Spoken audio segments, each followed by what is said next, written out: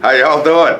Good. We just learned a valuable lesson. Did we learn a valuable lesson? Yeah, not to ever serve shrimp at an event.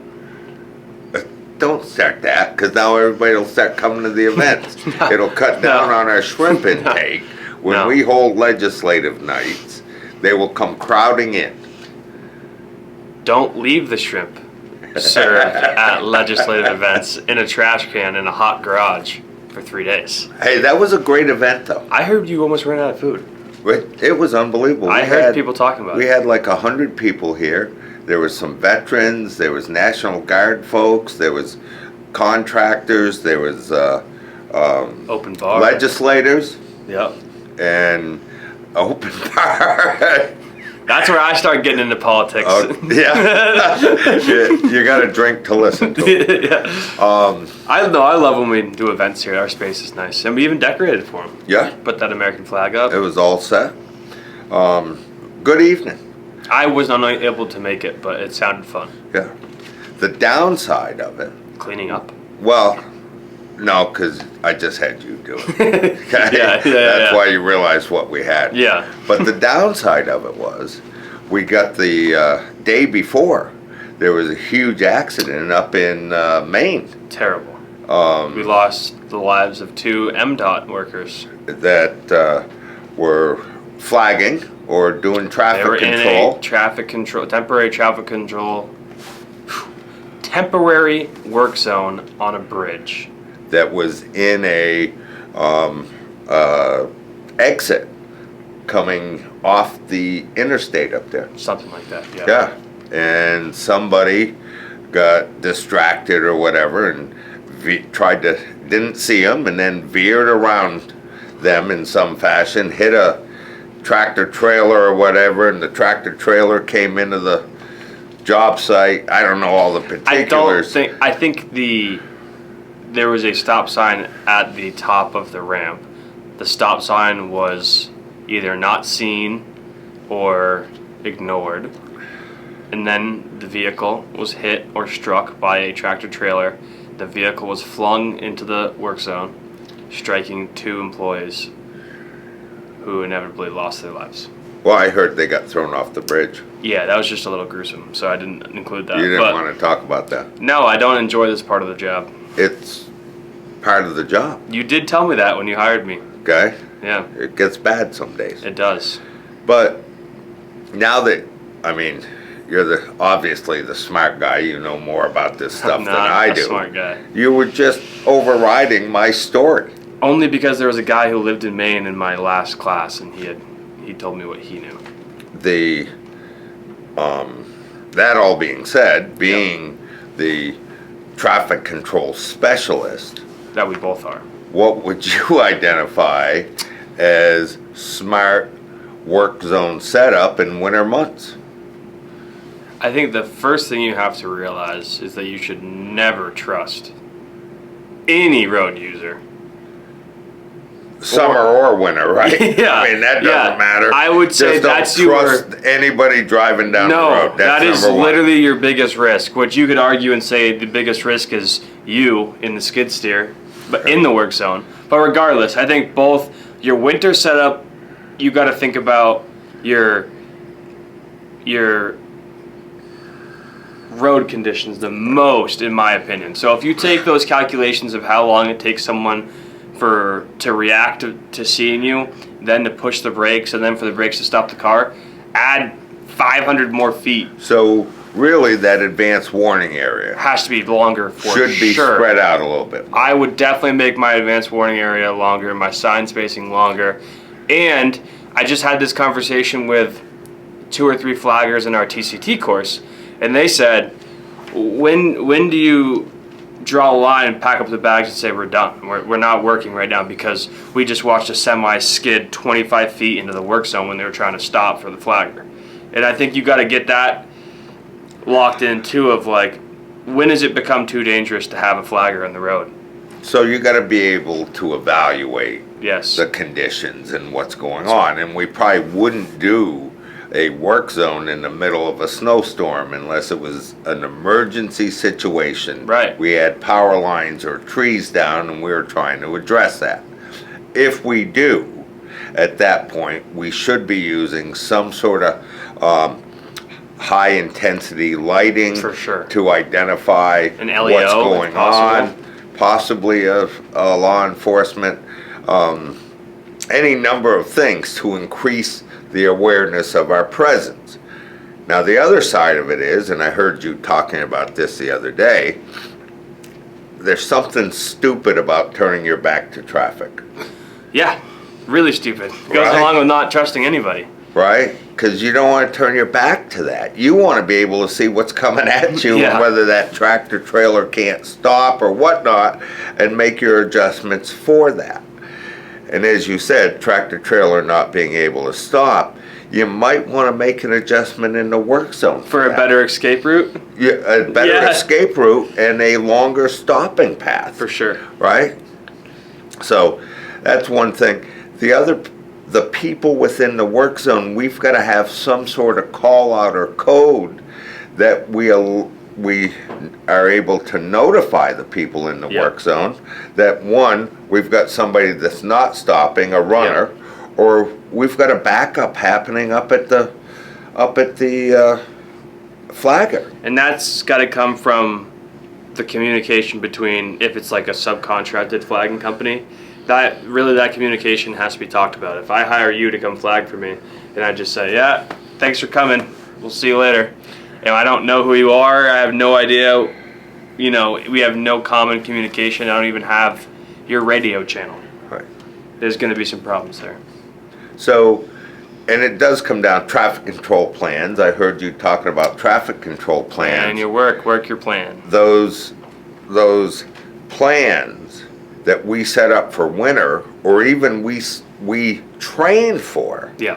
are not set up for winter, right? So every one of those plans has to be adapted for the situation we have it Absolutely. in hand. Yeah. A normal one-lane shutdown or a flagger setup being used at an exit ramp coming off the interstate, that's 60, 70 miles an hour they're Right. coming off there. Right. We might want to allow for that greater stopping distance and a more pronounced work zone. Yeah. And you're also losing space on the shoulder as well. So any of the shoulder work is going to be moved out a little bit because you lose that shoulder side because you've got all the plow berms and all that junk for the most part that are built up. Because of the snow? Yep. I haven't seen much snow. No, every time we get snow, it then rains. I've seen ice. It's the politicians. They're messing with this weather maker. The weather? Yeah. But I've seen ice. Yeah. And we aren't really talking about ice other than that tractor trailer skidding. But Our ice storms look at our ice parking coming lot. into work zones Yeah. are terrible. Right? Yeah. Why are you laughing at me? Because we are looking at I was looking at the parking lot, which is covered in ice. But no, it's weather conditions, right? Yeah. So we got to account for those. And so do you have any 2 or 3 good rules for setting up a traffic control zone as a traffic control specialist? My 2 or 3 rules would be, if it's all about exposure, right? So it's like what you look like to the outside. So what you look like to the outside and keeping the job site clean and organized. In my opinion, it's sign spacing and sign placement. Okay. It's where, as a flagger, where is my station going to be, and do I have an escape route? And then it's going to be, I don't know. What? I asked I'm for just 2 or joking. 3. What are you doing? High vis. Yeah, that's my Everybody next one. wearing high Class vis. 3. Class Preferably, 3 is preferably. as big and visual as you can possibly be, especially in this adverse conditions, adverse weather. I got a new white one. You gotta, yeah, that'll work well. Yeah. Okay. It's a white vest. White vest. Yeah. High vis white. Yeah, it's nice. Okay. I should have put you in a high vis quilted thing Yeah, so we could actually see this. how well that white would work. Yeah, that's nice. We got to do some more quilting around here. So- Now, you use those cool light up road flares. Those are nice. You Yeah. also have a light up class 3 vest, which is cool. And there's a bunch of other tools that you have that can be easily adapted. Like you have those guardian angel lights, which for nighttime work they are pretty awesome. A lot of people down south use them. But again, it's making people see you. Yeah, move around, look at them, make eye contact. And you mentioned the road flares, the electronic road flares. Yeah. Even putting those in the road ahead of the setup, or a cone, so that you slow people down. Yeah. You narrow the road and you slow them narrow down. that lane down, make them focus. Because I think our biggest problem right now is the amount of distractions in our vehicles. I was just reading an article on it actually, how you've got these vehicles that are basically a computer, and you've got a 12-inch screen in front of you. How are you supposed to focus? Yeah. I listened to NASCAR radio. No, that Bob guy. Bob Weir. No, you R.I.P. R.I.P. Bob Weir. No, the guy from Jersey there, Boss. I literally have The Boss. I have no idea what you're talking about. Huh. Bruce Springsteen. Bruce Springsteen? Yeah. I like Bob Weir. Yeah, I listen to Bruce Springsteen. You would see him. He's got his whole channel. Really? All The Boss, 24/7. I'm a Grateful Dead guy. But along those lines, let's be safer in work zones. Let's take care of each other. Again, high vis, being visible, extended stop areas, extended warning areas.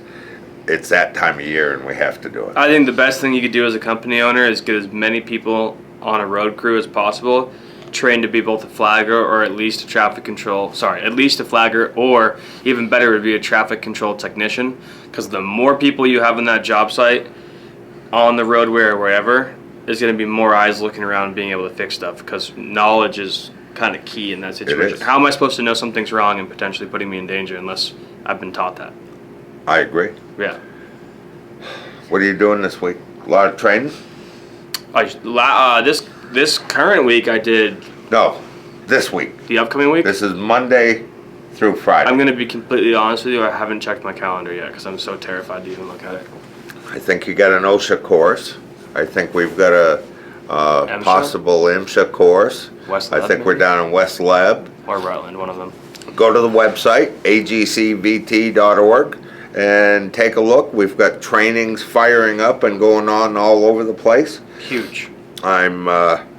So register, come on in. If you need some help, you need questions answered, don't be afraid of emailing Ben at agcvt.org, and we'll certainly answer them for him. I would not... Call or text. They won't get answered. No, I wouldn't send them any questions about fire extinguishers, because I'm standing here in the hallway next to his office, and the fire extinguisher outside, the fire extinguisher outside his office has a 2024 tag on it, which means something's wrong. Why didn't you get that checked? Well, I delegate, so that's not even my fault, because I delegate that to Sarah. So Okay. Sarah hasn't gotten that checked. Okay, just checking. Yeah, that's the other thing as an employer, I think I'd give a word of advice, is try to delegate as much as possible. Go to AI. Yeah, you should just be as removed as possible from your employees. Just don't even put yourself on the same level. It's more important to be focused on making money, looking good, driving a cool car, than it is to be connected to your employees. That is something that I really believe strongly in, and I think that's how you build a better company. You are gonna get fired. No, what? I can tell already. No. I can tell. You're gonna get fired. Here we go. Okay? Yeah. I think the focus is on employees, taking care of them, and creating a team or family atmosphere that we're all in this together. And that happens by sending more of your employees to come to my training classes. To your training. Yep. Okay. Hey, you all have a good week.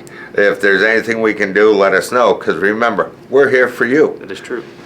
Give us a call, 802-223-2374. Thank you all for joining us. See you next week. Bye. Bye.